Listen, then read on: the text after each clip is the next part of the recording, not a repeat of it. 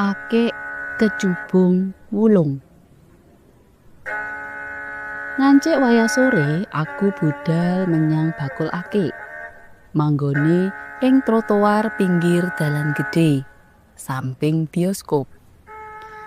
Tekan ing kono, bakul-bakul kang saben dinane dodolan watu akik kuwi isih akeh sing padha nggelar dagangane. Ditata tirik-tirik supaya cepet payu lan anggone oleh dhuwit akeh. Wong-wong kang arep tuku akik padha isih nggrombol ing ngarepe bakul-bakul iku mau.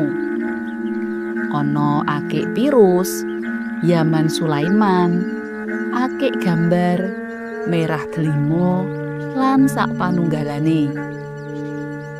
Ing panggonan kono ana sing narik apiku, yakuwi akik kecubung wulung sing wernane katon unik lan kuno.